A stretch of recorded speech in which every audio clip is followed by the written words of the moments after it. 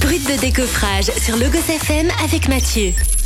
Votre rendez-vous rénovation et construction en partenariat avec la Fédération française du bâtiment. Bonjour à tous, bienvenue sur Brut de décoffrage, votre chronique rénovation et construction sur Logos FM en partenariat avec la Fédération française du bâtiment du Puy-de-Dôme. Aujourd'hui, j'ai le plaisir de recevoir Romain Bafoil, le dirigeant des fermetures d'Auvergne. Bonjour Romain. Bonjour Mathieu.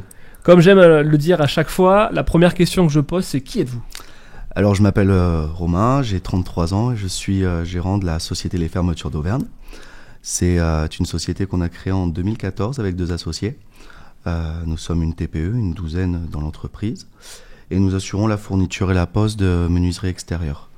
On fait tout ce qui est fenêtres, volets, portails, on fait des stores, des portes de garage, des pergolas. On intervient sur le département. Notre agence est à Clermont, nous avons notre dépôt à Romagna et une agence à Issoire qu'on a ouvert en 2020. Très bien. Pour un petit peu vous connaître avant de rentrer dans le cœur du sujet, vous avez fait quelle formation avant de devenir dirigeant d'une entreprise du bâtiment ? Alors, en sortant du lycée, je suis allé à la fac et je me suis réorienté parce que je voulais faire du commerce et travailler. Donc j'ai fait un BTS en alternance. Puis après, j'ai tout de suite voulu monter ma boîte assez jeune, puisqu'on l'a montée, c'est ça, il y a bientôt 10 ans, on va fêter les 10 ans l'année prochaine. Ah, vous avez 23 ans à l'époque ? Ouais, j'avais 24 ans, c'est ça. Et on a dit on va foncer, et puis on a travaillé, et ça a bien fonctionné, puis on a grossi petit à petit, et voilà, on arrive finalement à une dizaine d'années d'activité, donc on est content. Votre métier en fait est vraiment au cœur de l'actualité. On est en pleine période d'inflation, on a l'énergie qui augmente, on a vécu un hiver où on se posait la question, est-ce qu'on arriverait à subvenir aux besoins énergétiques de nos concitoyens. Le remplacement des fenêtres aujourd'hui, ça s'intègre dans une rénovation globale, mais finalement, si on veut se poser un tout petit peu et se poser la question, pourquoi remplacer les fenêtres ? Alors, il y a plusieurs raisons, il y a plein de raisons. Pourquoi changer ces fenêtres ? D'abord pour améliorer son confort, le confort thermique. On sait que les déperditions énergétiques, c'est 10 à 15% au niveau des fenêtres. Donc déjà, le premier point, en remplaçant ces fenêtres, on va améliorer ça. Faire des économies d'énergie. Forcément, on va chauffer moins quand on a des bonnes fenêtres. On sait que le prix de l'énergie, tout augmente et c'est très cher. Donc il y a 3 pôles concrètement dans une maison quand on veut bien l'isoler. Ça passe, il y a les murs, la toiture et les fenêtres. Donc nous on présente un secteur et c'est vrai que passer du simple vitrage au double vitrage et remplacer complètement sa fenêtre, ça va permettre d'améliorer son confort thermique, de faire des économies d'énergie. Le phonique aussi, forcément ça réduit un petit peu le bruit et c'est plus confortable de vivre dans une maison qui est bien isolée phoniquement. Après, on a d'autres raisons, ça peut être l'esthétique, forcément, ça rafraîchit une maison et quelque part ça va la valoriser. Ça met un coup de jeune en fait. Ouais, c'est ça, on a plusieurs matériaux disponibles en plus, donc ça permet vraiment de redynamiser, de remettre un coup de jeune dans sa maison, de la valoriser, de la sécuriser aussi quelque part, parce que maintenant on a des nouveaux produits où c'est un peu plus sécure que les fenêtres d'époque et portes d'époque maintenant, avec les systèmes de points de fermeture, on a du retardateur à l'effraction au niveau des vitrages, on a plein de choses qui permettent maintenant de sécuriser bien sa maison et d'assurer un confort. Voilà un petit peu les... Donc la fenêtre, ça va être, je vais faire des gains d'énergie. Des gains d'énergie, toi. Je vais faire des gains de bien-être. C'est ça.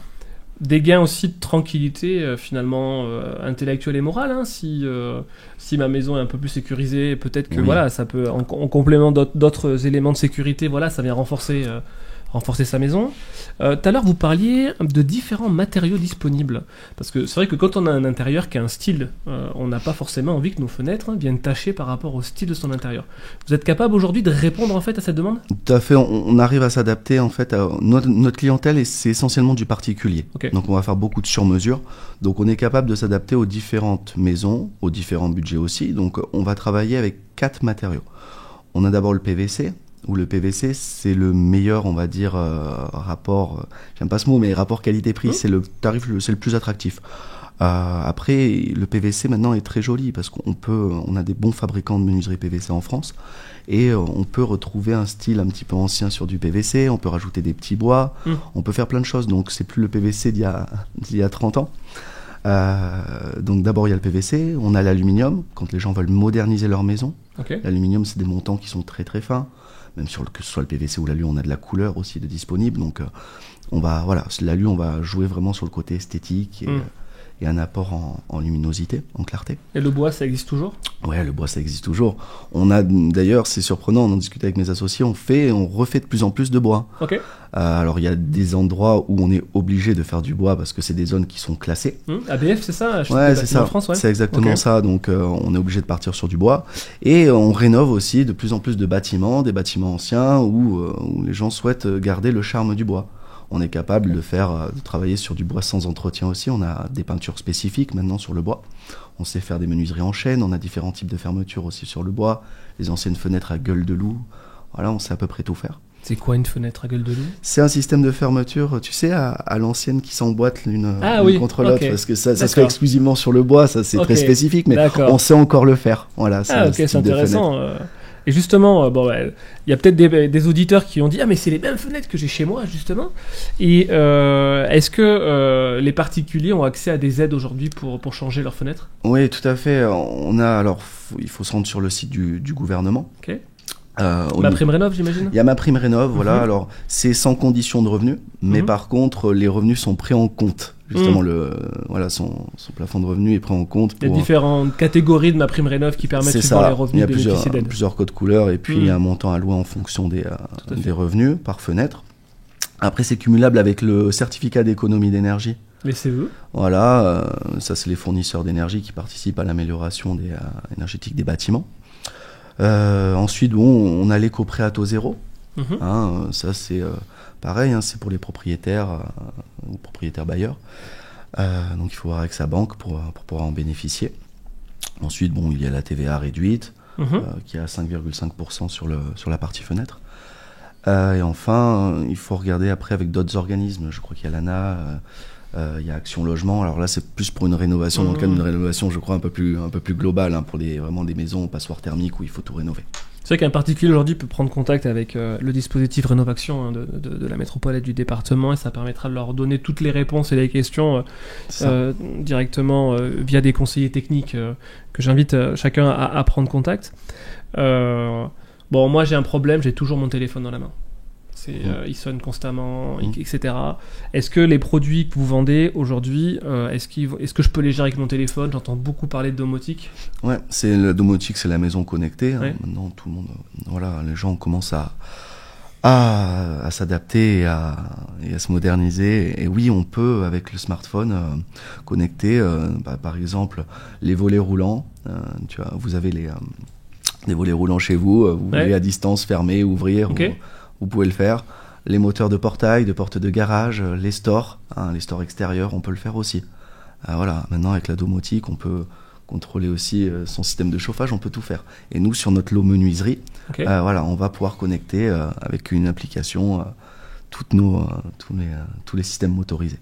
D'accord, tous les systèmes autorisés, qu'importe les marques, ou il faut tout avoir de la même marque ? Alors après, l'idéal c'est d'avoir la même marque. Nous on travaille avec une marque spécifique, mais après d'autres marques de motorisation. L'idéal c'est de coupler, d'avoir la même marque de moteur pour l'ensemble, avoir la même marque pour le moteur de portail, porte de garage, pour retrouver tout sur la même application. D'où l'intérêt de réfléchir sur un projet global avec un partenaire, comme vous, les Fermetures d'Auvergne, pour justement anticiper.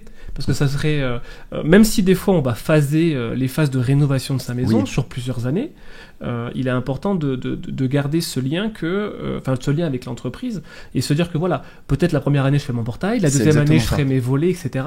Mais c'est important de se dire, je prendrai peut-être le même produit pour pouvoir après tout gérer à distance, quoi. C'est ça, par étapes. Des fois on fait une rénovation globale, mais on peut intervenir pour un chantier de portail, Et les gens peuvent faire petit à petit. Donc oui, l'idéal c'est que bien leur expliquer que tout est cumulable. Par la suite, on peut rajouter un moteur de portail et toujours avec la même application, le connecter une fois que tout sera installé. Très bien.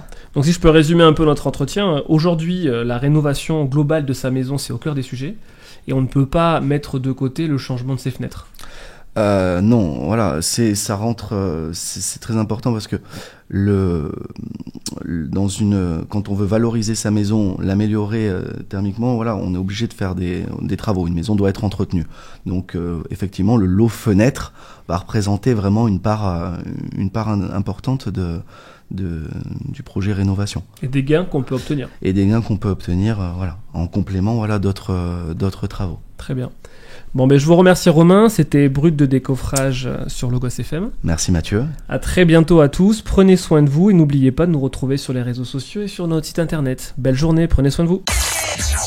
C'était Brut de décoffrage sur Logos FM. Avec notre partenaire, la Fédération française du bâtiment.